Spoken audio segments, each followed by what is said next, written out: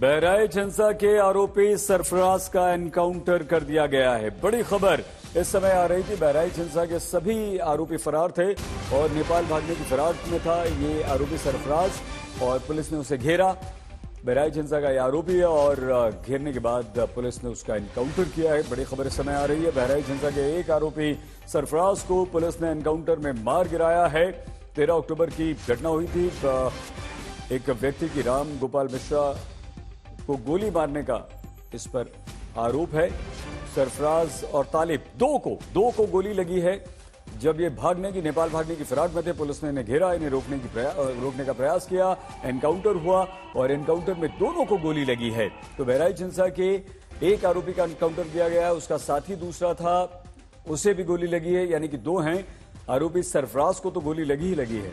कुमार अभिषेक हमारे संवाददाता इस समय जुड़ चुके हैं। अभिषेक, बताइए खबर क्या है सरफराज तालिब के बारे में।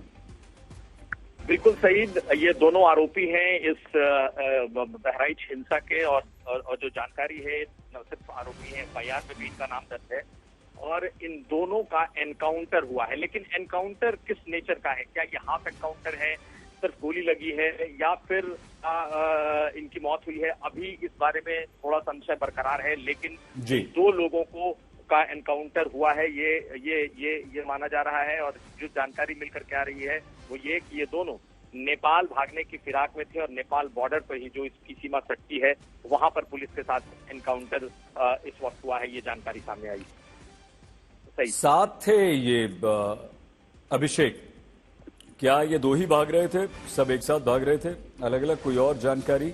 कहाँ हैं अभी ये लोग? जो जानकारी अभी मिल रही है उसके मुताबिक दोनों एक साथ ही थे, लेकिन इसकी पूरी डिटेल कि आखिर एनकाउंटर के बाद की क्या स्थिति है, क्या महज घायल हैं, क्या इनको कहीं गोली लगी है, या फिर इस एनकाउंटर में किसी की मौत भी हुई है।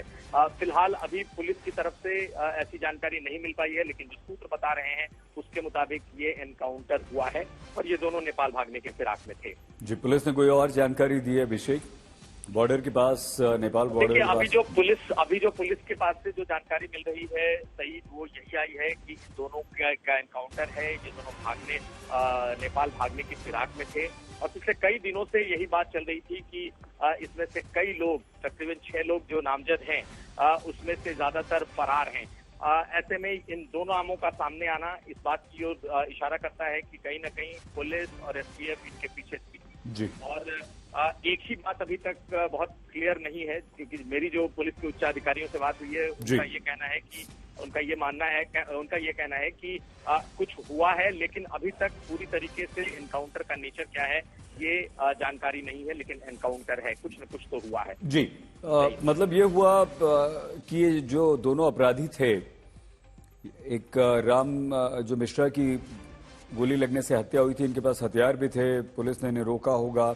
हम ये अंदाजा लगा सकते हैं कि दोनों तरफ से गोलीबारी हुई होगी। अभिषेक, अगर हम इस बारे में थोड़ा सा अंदाजा लगाएं। निश्चित तौर पर जो आरोपी हैं उन्होंने पुलिस पर गोलियां चलाई होंगी और उसके बाद ही एनकाउंटर हुआ होगा, क्योंकि अगर उनके पास हथियार नहीं होते तो उनकी गिरफ्तारी होती।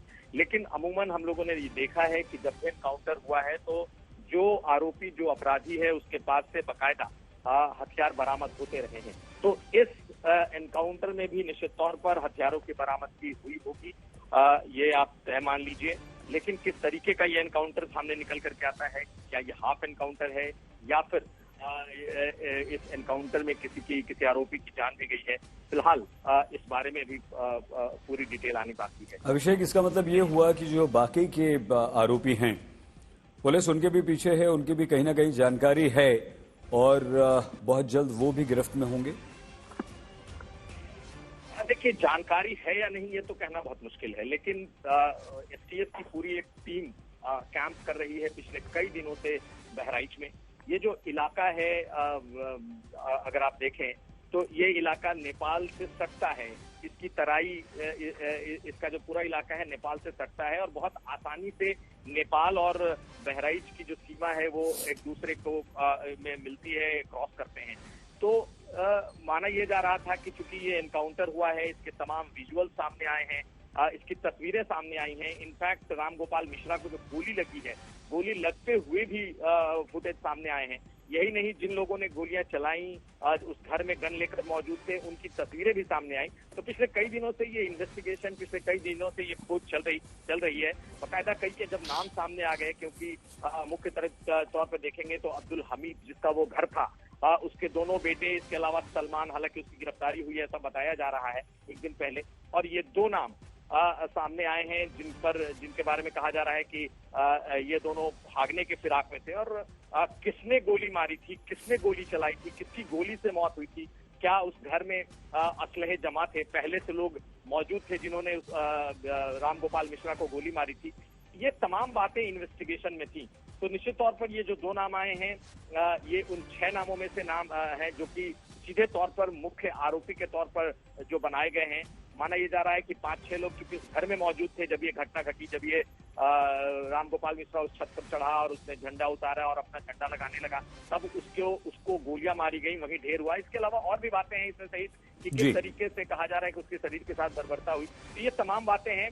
ये दो आरोपी इस वक्त कहाँ हैं, कहाँ पर एनकाउंटर हुआ है, एनकाउंटर का नेचर क्या है, फिलहाल अभी इस बारे में और डिटेल का इंतजार हो रहा है। लेकिन ये खबर आई है, इसका मतलब हम इसे पुलिस की एक कामयाबी तो मान सकते हैं अभिषेक, कि दो को उन्होंने कामयाबी मान सकते हैं, लेकिन सूत्रों के हिसाब से ही इसको इस वक्त हम ये कह सकते हैं, क्योंकि जो भी जिनसे भी मेरी बात हुई है वो फिलहाल खुलकर ऑन रिकॉर्ड इस बारे में कुछ नहीं कह रहे, लेकिन एनकाउंटर हुआ है, ये बात लगभग तय है। जी, और ये एनकाउंटर एग्जैक्टली कहाँ हुआ है, इस बारे में कोई जानकारी अभिषेक?